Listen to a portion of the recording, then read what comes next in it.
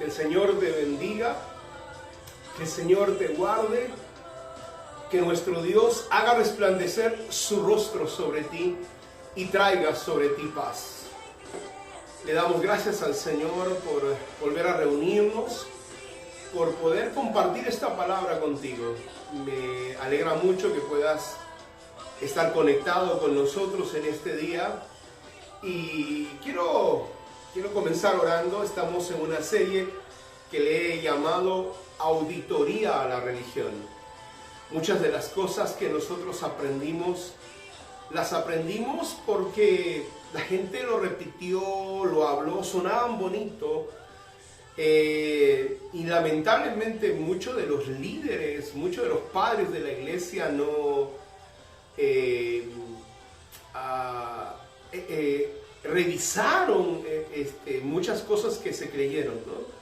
Así que hoy quiero compartir la segunda clase de auditoría a la religión. Hoy vamos a hablar acerca de lo que es el nuevo pacto y el viejo pacto, ¿no? El pacto antiguo, ¿no? ¿Por qué se cree que cuando hablamos del el nuevo pacto estamos hablando del Nuevo Testamento, y cuando estamos hablando del viejo pacto estamos hablando del Antiguo Testamento, ¿no? Eso se ha creído a nivel de la teología, y nadie le ha puesto un alto a esto porque no es verdad. Hoy vamos a descubrir eso. Y a través de eso se llegó al punto de creer que nosotros, la gracia significaba, mucha gente dice estamos en la gracia, ya no estamos en la ley. Y lo que estaba haciendo a los creyentes, no a la iglesia evangélica, sino al pueblo de Dios, es llevarlo a un error, ¿no? Porque fíjese, una de las cosas que hace Satanás siempre es, Satanás va a querer, si no puede dañar una verdad, si no puede ocultar una verdad, la va a contaminar. Entonces, cuando nos dice que estamos en la gracia, podemos vivir en pecado, podemos vivir haciendo lo que queremos, porque ya Cristo nos perdonó, no solamente de nuestros pecados pasados. Yo he escuchado a predicadores que dicen que nos ha perdonado de nuestros pecados presentes y nos ha perdonado nuestros pecados futuros. O sea que tú puedes vivir como te dé la gana, igual tú vas a ser salvo, y eso no es verdad. Así que, mi querido hermano, esta mañana o esta tarde o en la noche en que veas este material, quiero orar contigo y quiero pedirle al Espíritu Santo que nos dirija. Quiero pedirle al Espíritu de Dios que nos enseñe su palabra. Así que, donde tú estás, quiero levantar mis manos contigo, quiero orar delante de la presencia del Señor. Quiero pedirle al Espíritu Santo que venga y tome el control de esta reunión y traiga un espíritu de revelación sobre nosotros. Padre, en el nombre poderoso de Jesús, yo quiero levantar mi voz y quiero orar por los hombres y mujeres que van a escuchar esta palabra. Te pido que abra su entendimiento y su corazón, que podamos entender, Señor, lo que tú realmente estás queriendo traer a nuestras vidas. Ha sido desatado sobre el mundo un espíritu de confusión y de mentira. Ha sido desatado sobre el mundo un espíritu de contaminación de la palabra de Dios. Gente que cree que hoy puede vivir en el pecado y creer que son cristianos, seguidores de Dios. Padre, en el nombre de Jesús, quebrantamos todo espíritu de engaño y de mentira en los corazones y lo echamos fuera en el nombre de Jesús. Declaramos, Señor, la unción de verdad, la unción de revelación, de vida, Señor, sobre el corazón y la mente de tus hijos. En esta hora los bendecimos con toda bendición del cielo, en el nombre poderoso de Jesús. Te damos gracias, Señor. Te bendecimos, Espíritu Santo, en esta mañana, porque sabemos que solo tu presencia, Señor, nos puede ayudar en este proceso. Te damos gracias, Señor, en el nombre de Jesús. Hoy quiero compartir con ustedes la segunda parte de la serie Auditoría a la Religión. Y quiero definir algunos conceptos usted me va a oír mucho hablar acerca de raíces hebreas. Y quiero dejar en claro qué son las raíces hebreas. Hay una diferencia, lo que nosotros tenemos dos corrientes de estudios, dos métodos de estudio. Las personas que han seguido la teología tradicional, que es un método de estudio, y los que nosotros estamos decidiendo incursionar en el método de estudio de las raíces hebreas. Las raíces hebreas no es una religión, no es un movimiento, no es una congregación. Las raíces hebreas es un método de estudio, es como decir teología, ¿no? Cuando tú estudias estudiamos las escrituras bajo el método de la teología o bajo el método de las raíces hebreas. Entonces, las raíces hebreas es un método de estudio de las escrituras, pero bajo la perspectiva hebrea, ¿no? Que es diferente, hermanos, a la teología que tiene un trasfondo bajo la perspectiva de la helénica o griega, ¿no? Recuerde que la teología es el razonamiento humano acerca de la divinidad, ¿no? Dice que es una ciencia que trata acerca de Dios. La teología está fundamentada en textos sagrados, en la tradición, en dogmas. Está fundamentado en la filosofía desde la perspectiva griega. Entonces, va a ser importante que nosotros hoy evaluemos las escrituras bajo el método de estudio de las raíces hebreas. Escuche. Entonces, eso nos va a llevar a un contexto totalmente diferente. Y la semana pasada yo les hablé acerca de este método de estudio. Este método de estudio tiene 4 niveles. El primer nivel es el nivel Peshat, que es un nivel básico donde se entienden las escrituras literalmente, ¿no? Ahora, en el primer nivel necesitamos entender que hay un estilo literario, un marco histórico de tiempo, un marco cultural, un contexto de las escrituras. Recuerde, usted no puede usar un versículo y hacer una teología, porque lamentablemente Satanás ha hecho eso. Satanás ha tomado un versículo bíblico y ha hecho una teología, ha hecho una secta. En el mundo hay más de 40,000 denominaciones o sectas, ¿no? En Estados Unidos solamente. En el mundo habrá más de 100,000. ¿No? Imagínense tanta confusión, las personas no saben qué hacer. Por eso es importante que volvamos a las escrituras, ¿no? Y en este nivel, en el primer nivel, en el nivel Peshat de las raíces hebreas, este es un nivel fundamental para encontrar el verdadero significado de las escrituras, ¿no? El segundo nivel es el nivel Remesh, que nos lleva a la alusión, a la insinuación. Son los principios y las verdades que representa un texto.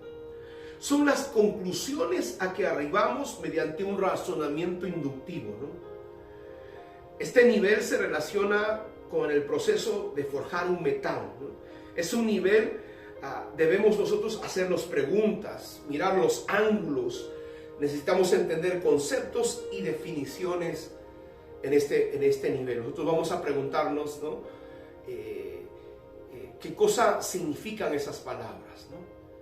¿Qué significaba la palabra holocausto? ¿Qué significaba la palabra diezmo? ¿Qué significaba la palabra profeta? ¿Qué significaba el sacerdocio? ¿Qué significaba el tabernáculo? Y vamos a comenzar a profundizar un poco más. El tercer nivel es el nivel Drash. ¿Qué significa escudriñar? En este nivel tenemos 3 reglas, ¿no? En primer lugar, necesitamos, hermano, ver el contexto, profundizar en el contexto. La segunda regla es que las escrituras deben interpretar las escrituras. Usted, hermano, nosotros, la primera decisión que debemos tomar es que la escritura debe ser interpretada por la misma escritura, ¿no? En primer lugar. Y la tercera regla es que todos los componentes de una alegoría representan realidades específicas y su explicación está en la palabra. Por ejemplo, cuando hablamos del dragón en Apocalipsis, la Biblia va a decir quién es el dragón. Está hablando de Satanás. Y el cuarto nivel es el nivel Sod, es el nivel oculto, ¿no? Este nivel de interpretación revela significados ocultos y secretos, ¿no? En este nivel de interpretación o de profundización de las Escrituras, Dios te va a revelar los misterios de la palabra de Dios, ¿no?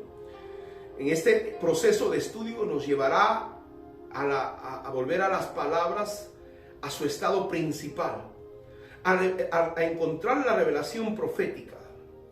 Te introduce al conocimiento de verdades sobrenaturales, misteriosas, escondidas en la palabra. Por ejemplo,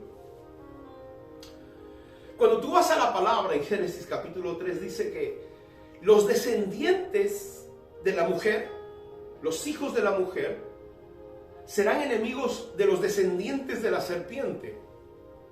Fíjese, y cuando tú dices, pero ¿cómo serán enemigos de los descendientes de la serpiente? ¿Que la serpiente van a ser enemigos de las culebras pequeñas, de las chiquitas culebritas? No, hermano. Está hablando que hay una generación. Hay una generación que viene de una línea diabólica, ¿no? Que se metió a la tierra, ¿no? Que engendró hijos en la tierra. Cuando vas al libro de Génesis, al capítulo 6, y mucha gente ha dicho los hijos de Dios y los hijos de Dios, ¿no? Tuvieron hijos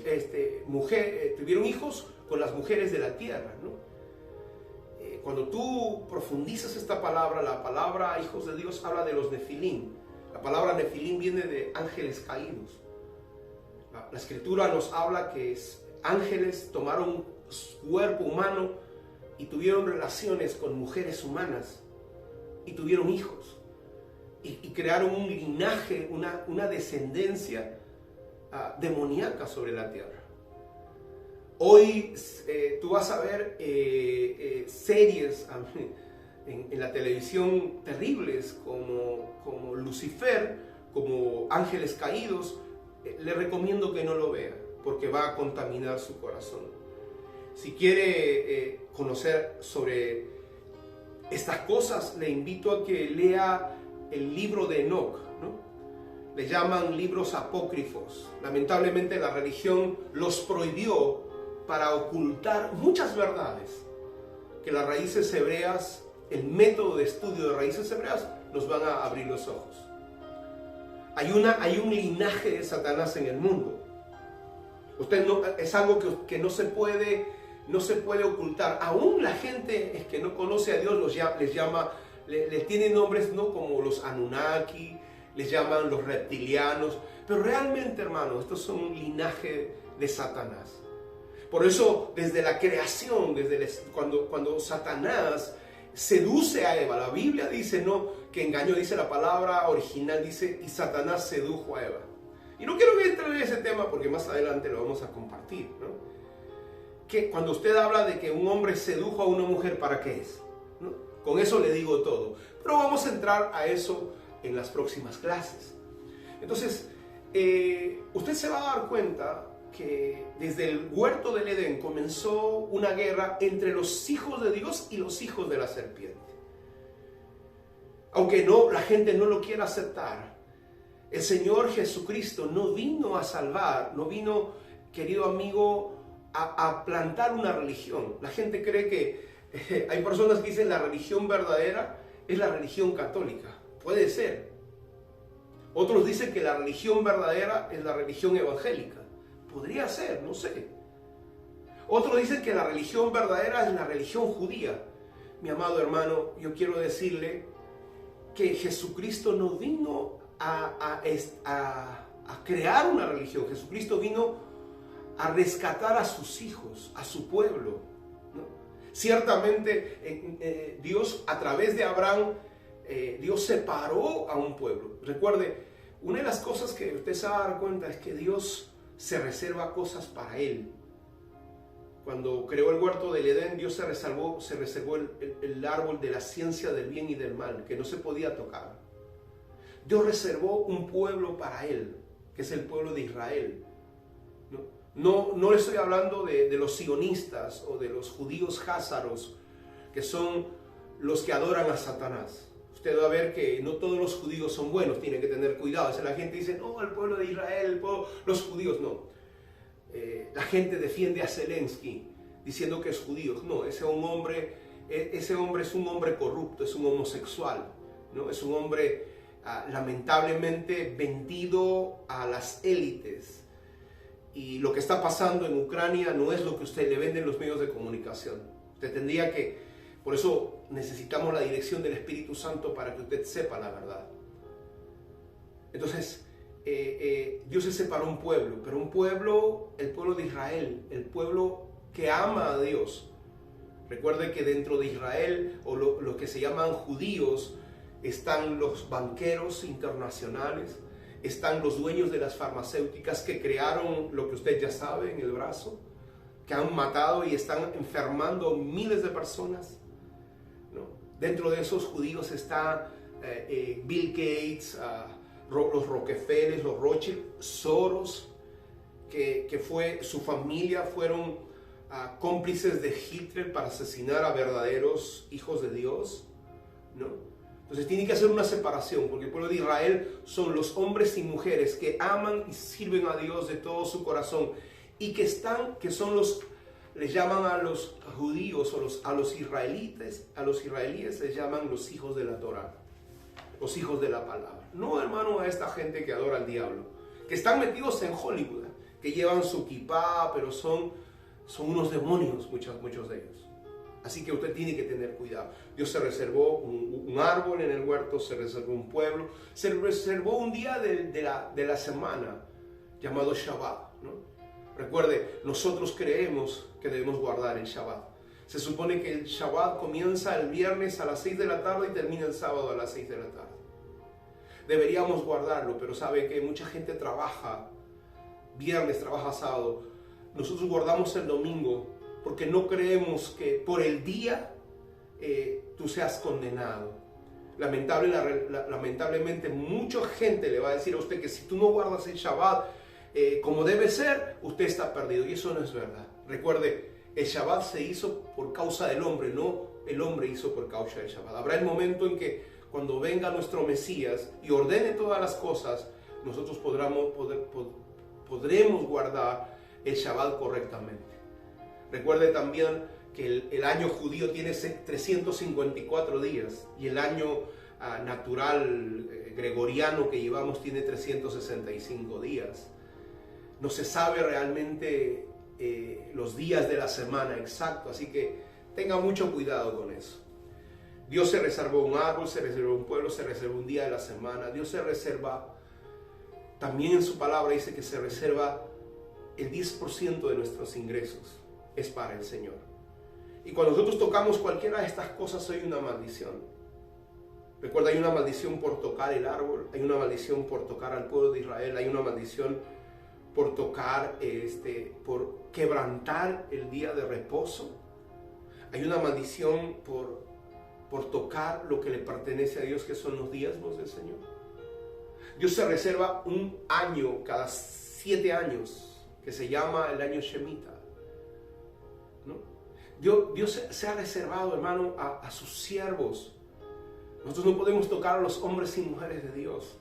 Usted tiene que tener cuidado. Dios se reserva gente y a veces los escoge y nosotros no sabemos por qué. Yo le puedo decir, yo no sé por qué a mí Dios me escogió. O sea, Dios se reserva a su pueblo, se reserva a sus hijos en este proceso. Así que, querido amigo, tenemos que tener mucho cuidado en este proceso. Entonces, hoy quiero compartir con ustedes la razón por qué nosotros tenemos que hacer una diferencia en cuanto a lo que se llama la ley y la gracia. Mucha gente, usted va a escuchar decir, estamos en la gracia y ya no estamos en la ley.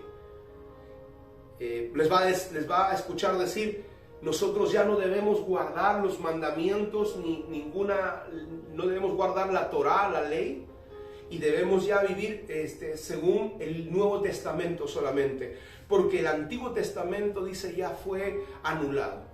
Y ellos se amparan en un pasaje de la palabra de Dios que a mí me llama mucho la atención, Y quiero que vaya conmigo a este pasaje de la palabra que yo quiero compartir con usted, que ellos usan mucho, ¿no? Para poder decir que nosotros estamos totalmente equivocados, los que guardamos la Torá, los que guardamos los mandamientos del Señor, ¿no?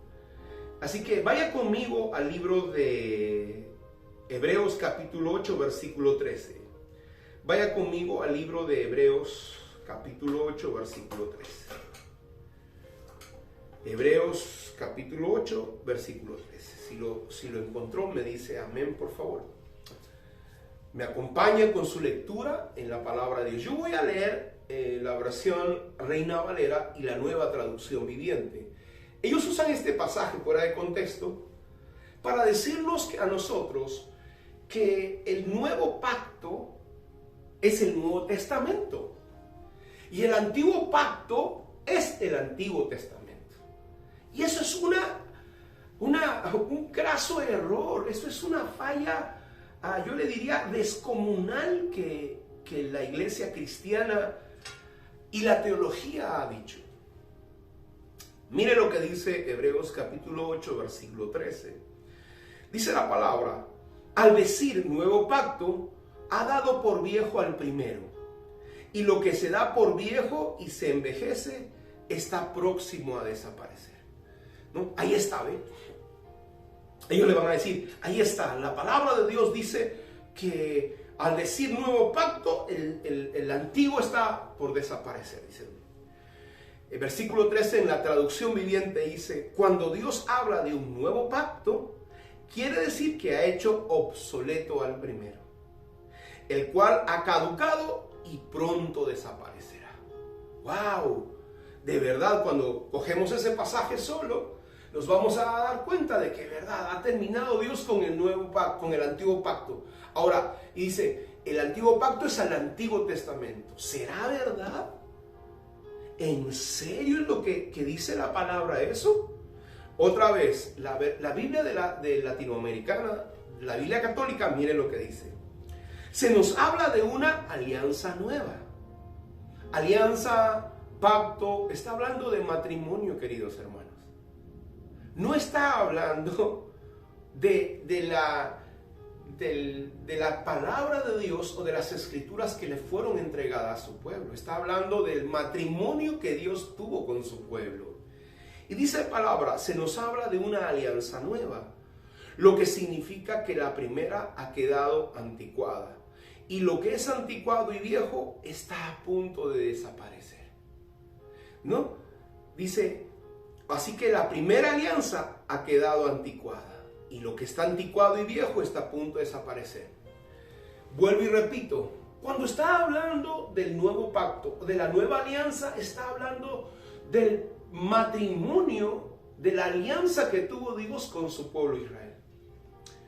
Y yo quiero que leas conmigo todo el pasaje, porque si nosotros vamos a interpretar una palabra, le decíamos hace un momento, tenemos que leer todo el contexto.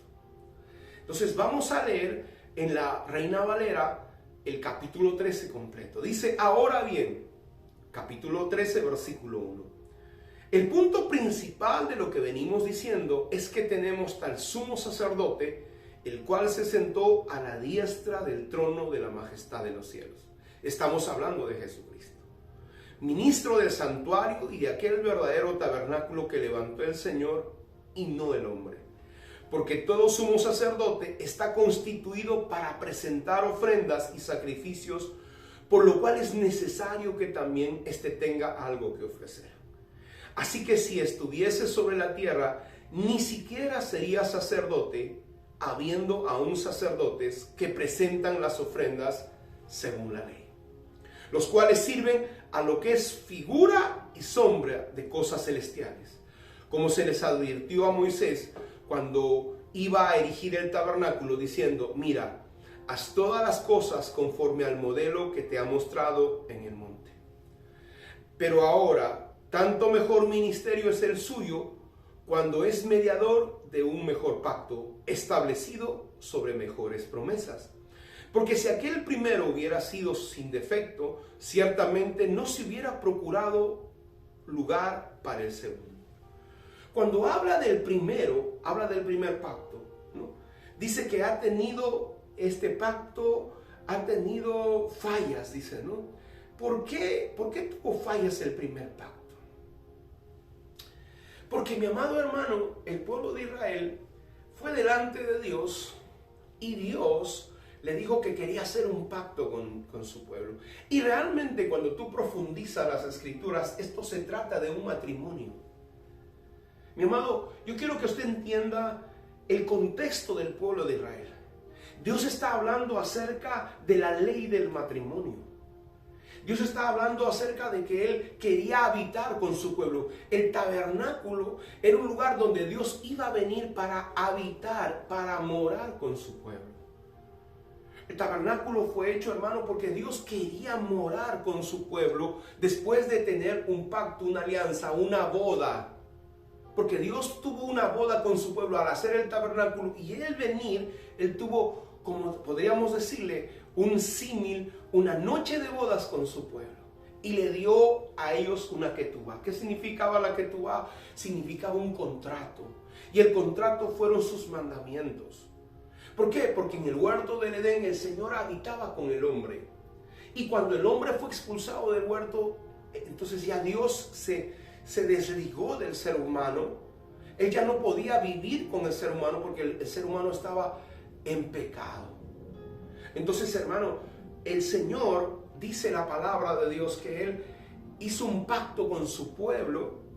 ¿Y por qué tuvo fallas este pacto? Porque el pueblo, hermano, lamentablemente no cumplió con sus mandamientos.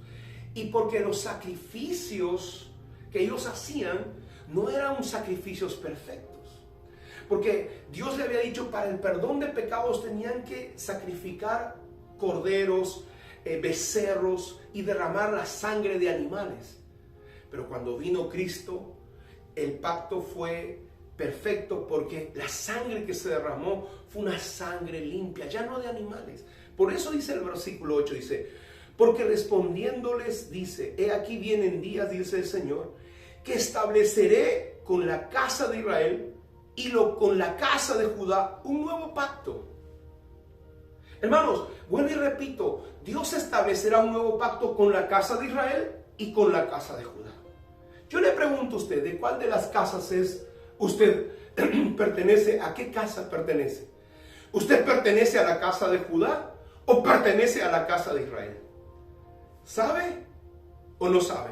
Porque el pacto que van a hacer aquí no es con todas las personas. Dice la palabra, porque haré un pacto con la casa de Judá y con la casa de Israel.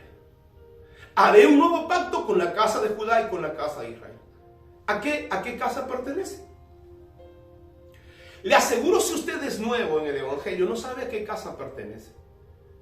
Porque ¿sabe qué cosa? La palabra de Dios habla que Judá, el pueblo de Judá, o las tribus del sur, ¿no?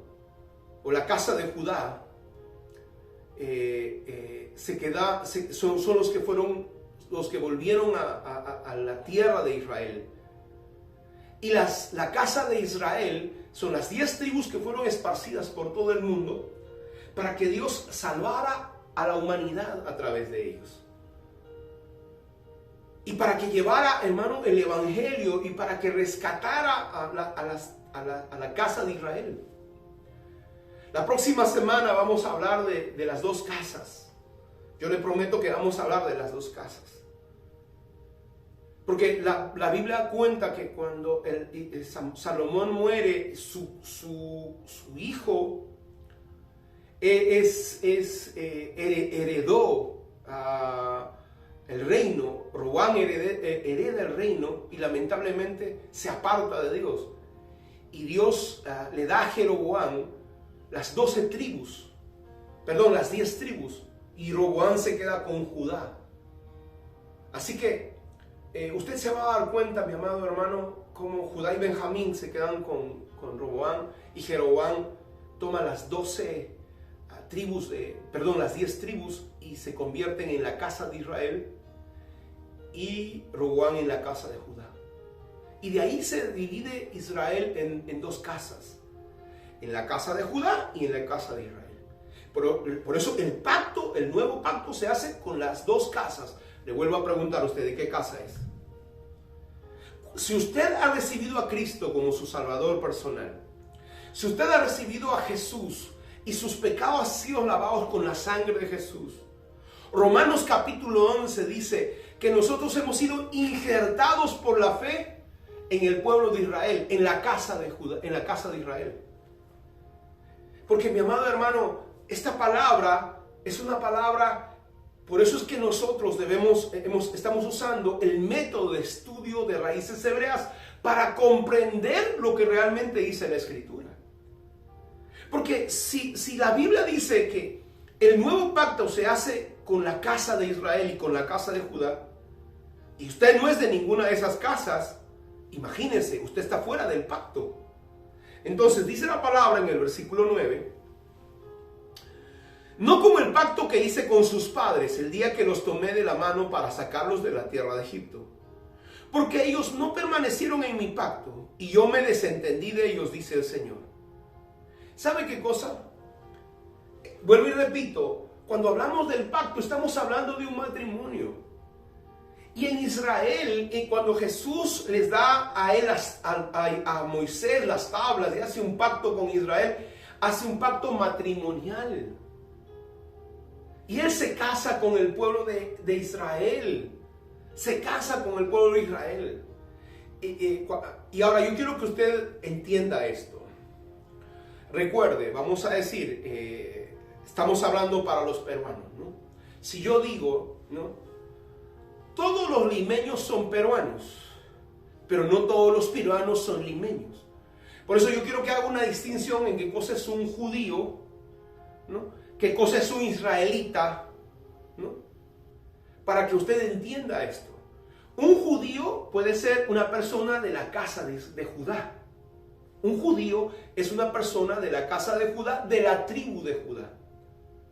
Y un judío también es un israelita, sí, porque pertenece al pueblo de Israel. Ahora, pero no todo israelita es un judío. ¿Por qué? Es como le decía, ¿no? Todo limeño es peruano, pero no todo peruano es limeño, es de Lima. Entonces, un judío pertenece a la tribu de Judá. Pero un judío siempre será un israelita. Pero no todo israelita será judío. Entonces, cuando vamos a hablar de la casa de Judá, estamos hablando de los judíos y de los de la tribu de Benjamín. Y cuando estamos hablando de la casa de Israel, estamos hablando de las 10 tribus de Israel. Ahora, todos ellos son israelíes o israelitas, sí. Pero cuando hablamos de la casa de Israel, específicamente estamos hablando de las 10 tribus. Así que, pero Judá, la casa de Judá, estamos hablando, perdóneme, de la tribu de Judá, de la tribu de Benjamín y de los levitas. Los levitas y los sacerdotes de la línea arónica que se quedaron aquí entre los judíos, ¿no? En la casa de Judá. Así que cuando hablamos de los israelitas estamos hablando de la casa de Judá y la casa de Israel. Y cuando estamos hablando de la casa de Israel, estamos hablando de las 10 tribus, que no son ni Judá, ni Benjamín, ni los levitas, que tienen que ver con la casa de Judá.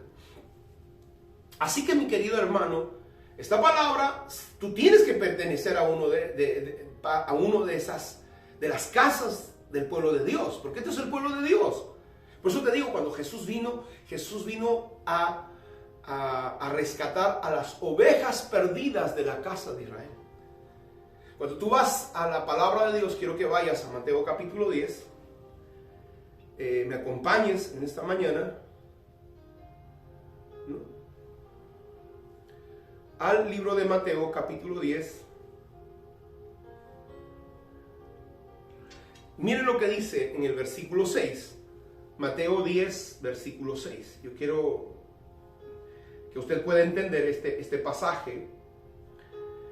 Dice la palabra que Jesús le estaba diciendo a sus discípulos, no vayan y prediquen, ¿no? Dice el versículo 5, vamos a leer desde el versículo 5. Mateo capítulo 10, versículos 5 y 6. Mateo 10, 5 y 6. Miren lo que dice la palabra. A estos 12 envió Jesús y les dio instrucciones diciendo: por camino de gentiles no vayáis, y en ciudades samaritanos no entréis, sino id antes a las ovejas perdidas de la casa de Israel. Vuelvo y repito, ¿usted es parte de las ovejas perdidas de la casa de Israel? El problema es de que la teología, ¿sabe qué cosa dijo la teología? No, Dios ha desechado a Israel y ha escogido a la iglesia cristiana. Eso es falso. Romanos capítulo 11, 1 y 2, léalo. Dios ha desechado a Israel de ninguna forma. Nos mintieron miserablemente, hermano, la teología, porque eran filosofías. La teología es filosofía platónica de Aristóteles. Es filosofía griega. Ellos no entienden realmente de qué trata, hermano, esto de la casa de Israel.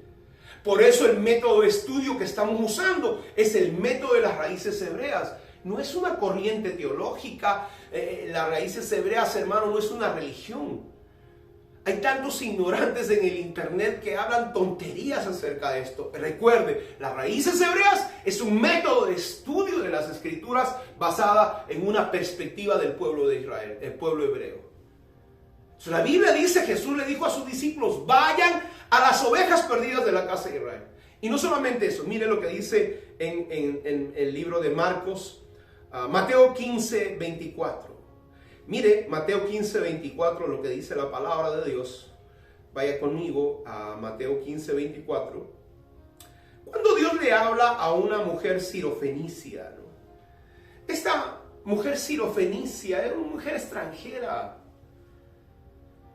Y Jesús, ella le está diciendo: Señor, sana a mi hija que está gravemente endemoniada.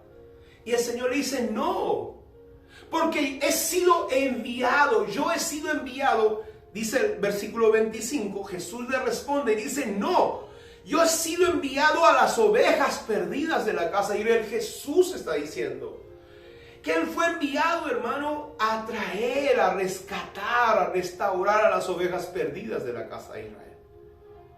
Entonces eso es el tema que vamos a tocar la próxima semana, ¿ok? No quiero entrar mucho en esto. Entonces, cuán importante es que nosotros sepamos que lo que la palabra dice, ¿no? Volvemos otra vez a Hebreos 8. Le dice la palabra, leímos hace un momento. Vaya conmigo a Hebreos capítulo 8. Estamos en el versículo 9, ¿no? 8:9 dice: no como el pacto que hicieron con sus padres el día en que tomé de la mano para sacarlos de la tierra de Egipto, porque ellos no permanecieron en mi pacto, no se permanecieron en mi matrimonio, y yo me desentendí de ellos, dice el Señor. Por lo cual, este es el pacto que haré con la casa de Israel. Mire, versículo 10. Este es el pacto que haré con la casa de Israel. Después de aquellos días, dice el Señor, pondré mis leyes en la mente de ellos, sobre su corazón las escribiré y seré a ellos por Dios y ellos me serán por pueblo.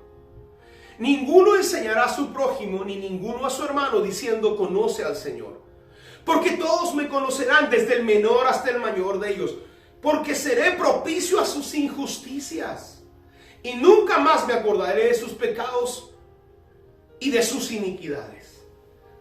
Al decir nuevo pacto, ha dado por viejo al primero. Lo que da por viejo se envejece y está próximo a desaparecer. ¿Qué ha dado por viejo? El matrimonio anterior. El matrimonio anterior, hermano. ¿Por qué? Porque dice la palabra en Jeremías que Jesús se divorció. Que el Padre, que Dios, que Elohim, ¿no? La palabra Elohim, el Eterno, se divorció de Israel. Le dio carta de divorcio. Y le dijo, ¿qué significa eso? Que él tenía, hermano, que cortó su pacto. Y ahora el Señor está haciendo un nuevo pacto con ellos. ¿Sabía usted que Dios le dio carta de divorcio? ¿No? Esa la gente no entiende, ¿no? Dice la palabra. Vaya conmigo al libro de Jeremías.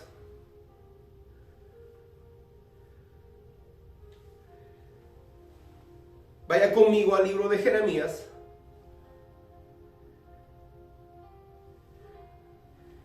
Capítulo 3, versículo 8. Mire lo que dice la palabra. Jeremías 3:8. Jeremías capítulo 3, versículo 8. Vamos a leer desde el versículo 7. Mira lo que dice. Y me dije, después de que ella haya hecho todas estas cosas, volverá a mí, mas no regresó. Israel, hermano, la casa de Israel no volvió. Y lo vio su pérfida hermana Judá. ¿Sabe qué cosa? La Biblia habla de Judá como una casa y de Israel como una casa. Y dice la palabra, ¿no? Y me dije, dice el Señor, después que ella haya hecho todas esas cosas, ¿volverá a mí? ¿Regresará a mí Israel? No volvió, dice. Y no volvió y no regresó a mí, dice. Y lo vio su pérfida hermana Judá.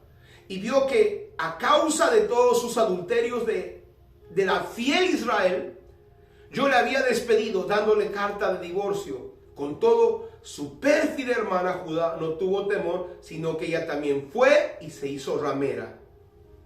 Yo le di carta de divorcio. Hermano, el pacto antiguo se rompió. No estaba hablando del Antiguo Testamento. Estaba hablando del pacto matrimonial que Jesús había tenido con su pueblo.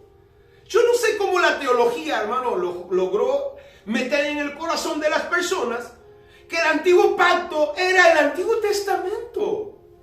Entonces, ¿qué fue realmente el antiguo pacto? El antiguo pacto han sido los sacrificios, el derramamiento de sangre de animales para el perdón de pecados. Que era, hermano, ministrado, que esto era ministrado, ¿no? Por levitas, según el orden, y por sacerdotes, hermano, según la línea arónica. Este pacto fue escrito en piedras. Estos mandamientos y ordenanzas fueron escritos en piedras. Esto no es el Antiguo Testamento. Dios hizo un pacto con ellos, ciertamente les dio los mandamientos a ellos para que cumpliesen, porque era parte de la ketubá, del contrato. Y dice la palabra que el Señor le dio carta de divorcio, rompió su relación. Por esa misma situación, el antiguo pacto dice que Jesús, una de las razones, hermano, porque murió Jesús, era porque Jesús se sujeta a su palabra. Dios se sujeta a su palabra. Él tuvo que morir en la cruz del Calvario, porque dice la palabra que si el hombre que le da carta de divorcio a su mujer no la puede volver a tomar porque la profana. Cuando le da carta de divorcio ya no puede tomarla esa mujer. Tiene él que morir para que esa mujer pueda casarse, o él pueda volverla a tomar. Y dice la palabra que él muere, por eso cuando él resucita ya no es esa persona, sino es otra persona que vuelve ahora, ¿no? Va a hacer un nuevo pacto con nosotros. Por eso es las bodas del Cordero. Por eso es que hay una nueva boda que se va a realizar. La muerte de Jesús y la resurrección del Señor es que le ha dicho a su novia, a su pueblo, no a la iglesia, sino a su pueblo, a los hijos de Dios. No a la iglesia evangélica ni a la iglesia católica, sino la palabra iglesia tiene que ver, la palabra iglesia siempre estuvo en el Antiguo Testamento. Cuando tú profundizas bajo el sistema de estudio de raíces hebreas, te vas a dar cuenta que la palabra iglesia viene de la palabra congregación. Siempre se usó esa palabra. Y está hablando de la congregación de los santos, la congregación del pueblo de Dios. Entonces el Señor se ha ido y su padre va a decirle al hijo que venga a recoger a su novia, que es su pueblo. Entonces Dios por eso ha hecho un nuevo pacto. Porque cuando hablamos del nuevo pacto no es que recién se va a casar, sino que cuando ya la toma por novia, ya ese pacto está hecho en el pueblo, en la mentalidad hebrea. No es que somos enamorados y vamos a ver qué pasa, no. Una vez que le da su palabra de que va a regresar para la boda, ya son novios. Ya esa mujer es esposa literalmente, legalmente de ese hombre que aunque se haya ido y que va a regresar por ella, ya es legalmente, ya es esposa. Y es lo mismo que Jesús ha ido al Padre para regresar por su pueblo, por su novia, por su congregación, por su iglesia, por su eclesía. Entonces, hermano, el nuevo pacto es el sacrificio y el derramamiento de la sangre de Jesús. El antiguo pacto era el derramamiento y la sangre de animales. En el nuevo pacto es el derramamiento y la sangre de Jesús, que perdona el pecado del hombre. Y es ofrecido y es ministrado no por un sacerdote de línea humana, como fue Aarón, sino que él, el sacerdote, el sumo sacerdote, que es Jesucristo, según la orden de Melquisedec, según la orden de Dios Santo. Y dice su palabra, y fíjese lo que dice la palabra, mire, el mismo libro de Hebreos capítulo 8 dice, ¿no? Vaya conmigo Hebreos capítulo 8, versículo 9, y léalo conmigo para que usted entienda. Mire qué tremendo, usted tiene que volver a escuchar este mensaje si usted quiere entender esta palabra. Dice la escritura, Jesús bajo un nuevo pacto, por eso es que el libro de Hebreos, Pablo habla así, en el versículo 9. No como el pacto que hice con sus padres, el día que los tomé de la mano para sacarlos de la tierra de Egipto, porque ellos no permanecieron en mi pacto, y yo me desentendí de ellos, dice el Señor. Por lo cual, este es el pacto que haré con la casa de Israel. Después de aquellos días, dice el Señor, pondré mis leyes en su mente, y sobre su corazón los escribiré, y seré a ellos por Dios, y ellos serán por pueblo. Anteriormente el Señor escribió su ley, escribió su Torah en piedra. Pero el nuevo pacto es que ahora el Señor escribirá su Torah en el corazón de las personas. No dice que estos mandamientos ya no sirven, sino que estos mandamientos que fueron escritos en piedra, ahora serán escritos en nuestro corazón, a través del Espíritu Santo. Ese es el nuevo pacto. No está diciendo que el antiguo pacto era el Antiguo Testamento y el nuevo pacto es el Nuevo Testamento. Eso no es, eso es una equivocación, es una falacia terrible. Entonces, mi amado hermano, el nuevo pacto, y no solamente que escribirá, sino que en el antiguo pacto la sangre que limpiaba a las personas eran de animales. En el nuevo pacto la sangre que limpia el pecado es la sangre del Cordero. En el antiguo pacto, hermano, ministraban hombres comunes y corrientes bajo la línea sacerdotal de seres humanos. En el nuevo pacto ministra, hermano, el sumo sacerdote según el orden Melquisedec, el Mesías Yeshua. En el antiguo pacto, hermano, la ley fue escrita sobre piedras. En el nuevo pacto, la Torah ha sido escrita, va a ser escrita en nuestros corazones a través del Espíritu Santo.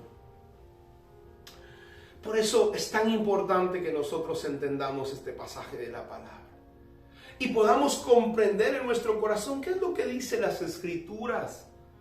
Ahora, quiero pasar a un punto más, porque mucha gente cree que cuando nosotros volvemos a enseñar el Antiguo Testamento, o lo que nosotros llamamos la Tanaj, en el hebreo le llaman Tanaj, la Tanaj, ¿no?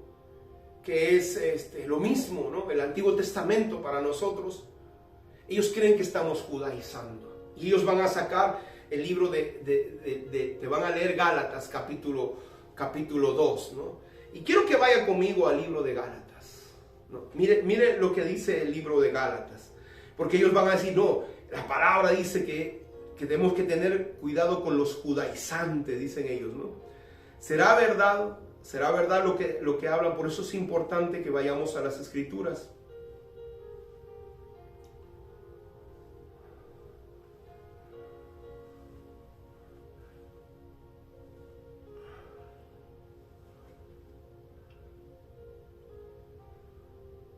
Gálatas capítulo 2, mire lo que dice la palabra.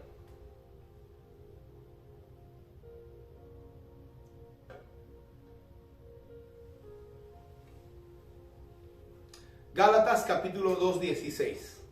Dice, mire lo que dice. y pareciera que es verdad. Mire lo que dice. 2:16 dice, sabiendo que el hombre no es justificado por las obras de la ley, sino por la fe en Jesucristo, nosotros también hemos creído en Jesucristo para ser justificados por la fe de Cristo, no por las obras de la ley, por cuanto por las obras de la ley nadie será justificado. Ahí está, ¿eh? Dice la palabra, no vamos a ser justificados por las obras de la ley. No, nosotros no podemos guardar los mandamientos de la ley del Antiguo Testamento. Falso.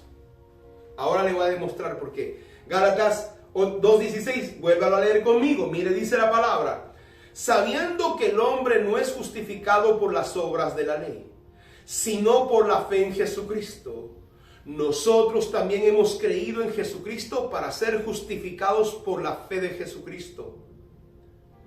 Y no por las obras de la ley. Y no por las obras de la ley. Por cuanto por las obras de la ley nadie será justificado. ¡Wow! ¿Verdad, no? Dice por las obras de la ley.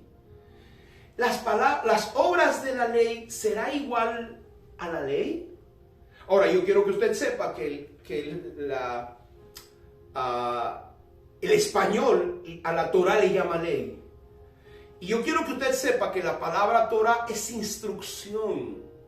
La palabra Torah es enseñanza. La palabra Torah es aún tiene que ver con doctrina. La palabra Torah tiene que ver con instrucción. La palabra Torah significa mandamientos, no es ley. Entonces, vamos a ir al mismo Gálatas capítulo 3, versículo 2. Vaya otra vez conmigo a Gálatas 3, versículo 2, porque este pasaje le van a sacar. Hermano, este pasaje lo van a sacar para que usted diga, ¿vis? Estos hombres, estas personas están judaizando, esto siempre ha habido. No. Vamos a ir a la escritura. Gracias a Dios, dice que los sellos se han abierto. Hermano, que la revelación de la palabra se está dando en este tiempo para que salgamos de la ignorancia. La palabra revelación significa luz. Vayamos a leer la palabra. Nosotros no tenemos problemas ni temor de leer las escrituras. Y como le decía hace un momento, tenemos que leer el contexto.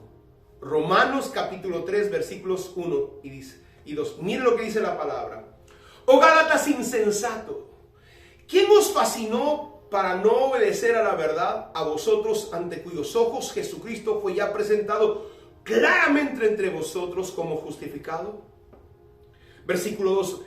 Esto solo quiero saber de vosotros. ¿Recibisteis el Espíritu por las obras de la ley o por oír con fe? ¿Recibisteis el Espíritu ¿recibisteis el Espíritu por las obras de la ley o por oír con fe? Otra vez. Me llama mucho la atención que Pablo esté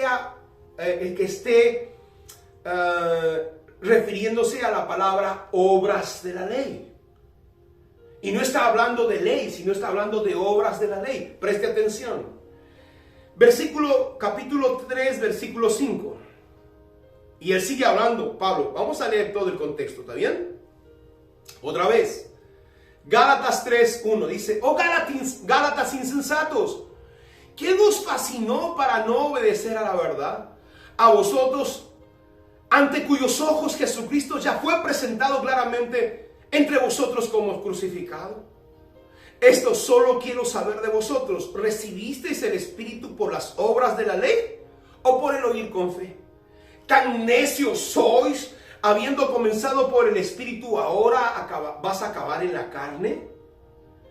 ¿Tantas cosas habéis padecido en vano, sin que realmente fuese en vano? Versículo 5 dice, aquel pues que os suministra el Espíritu y hace maravillas entre vosotros, ¿lo hace por las obras de la ley o por oír con fe? Otra vez. Pablo era un rabino. Pablo era un hebreo de hebreos. Él no estaba desautorizando la palabra. Él estaba diciendo, Él hace maravillas, el Espíritu Santo lo hace por las obras de la ley o por oír con fe. Fíjese, otra vez vuelve a ser una diferencia entre obras de la ley y ley. Y usted se va a dar cuenta de qué estamos hablando ahora. El versículo 10 para terminar. Gálatas 3:10, en el mismo contexto estamos hablando, leyendo. Dice Gálatas 3:10. Porque todos los que dependen de las obras de la ley, otra vez. Todos los que dependen de las obras de la ley están bajo maldición, pues escrito está: maldito todo aquel que no permaneciere en las cosas escritas en el libro de la ley para hacerlas. Wow. Ahí está, dice la gente, los teólogos, ¿no? Los de teología. Ahí está, dice la palabra, que malditos son los que, el que permanece en las obras de la ley. Y tiene razón. Tiene toda la razón. Sigamos con esto. Yo quiero que vaya a Romanos 3:20.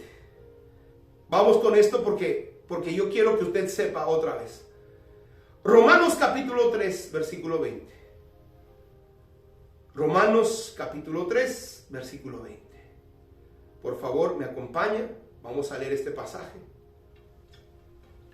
Si tiene Romanos 3:20, mire lo que dice. Ya que por las obras de la ley ningún ser humano será justificado delante de él. ¡Wow! Ya que por las obras de la ley ningún ser humano será justificado delante de él. Porque por medio de la ley es el conocimiento del pecado. ¡Wow! Entonces es verdad. Ahora, présteme atención. Está diciendo las obras de la ley, no está diciendo la ley. Romanos 3:28, miren lo que dice.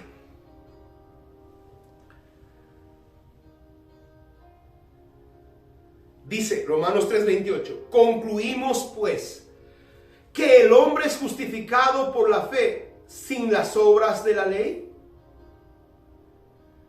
Concluimos pues que el hombre es justificado por la ley sin las obras de la ley. Perdón. Concluimos pues que el hombre es justificado por la fe sin las obras de la ley. Es verdad. El hombre es justificado por la fe sin las obras de la ley. Otra vez, hablando de las obras de la ley. Y esto es bien extraño, mi amado hermano, porque ¿sabe qué cosa? Es que las obras de la ley no es igual a la ley. No es igual a la ley, porque la misma palabra, usted se va a dar cuenta, la misma escritura nos dice a nosotros que era realmente, hermano, que la palabra de Dios no estaba en contra, ¿no?, de lo que decía la palabra de Dios. Entonces, vamos a darnos cuenta que hay una diferencia entre las obras de la ley y lo que dice la palabra acerca de la ley. Y yo quiero que vaya conmigo al libro de Romanos para que veamos, hermano, lo que dice las Escrituras.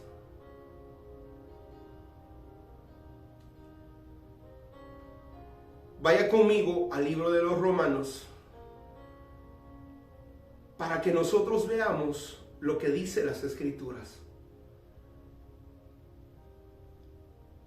Vamos a leer que hay una diferencia totalmente, ¿no?, en este pasaje de la palabra de Dios, ¿no?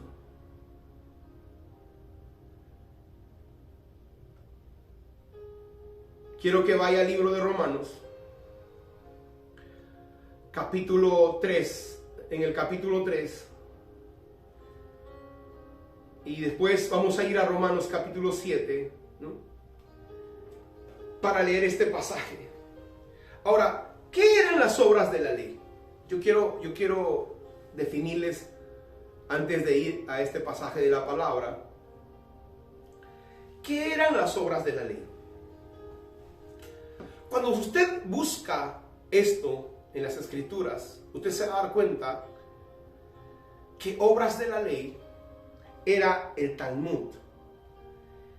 Las obras de la ley eran los escritos y los mandamientos de carácter sacrificial y la normativa de purificaciones y ritos similares que Pablo condenaba, ya que habían sido abolidos por medio de la obra hechas por el Mesías.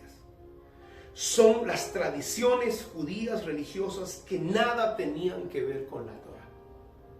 Las obras de la ley eran las tradiciones judías. Por ejemplo, la Biblia dice que, las obras de la ley o la tradición judía o el Talmud decía que tú no podías caminar 20 pasos en Shabbat. Decía que tú no podías comer sin lavarte las manos. Habían tantas restricciones, habían tantas regulaciones equivocadas. Y es a eso a lo que condena la palabra de Dios, y el mismo Pablo condena esta escritura.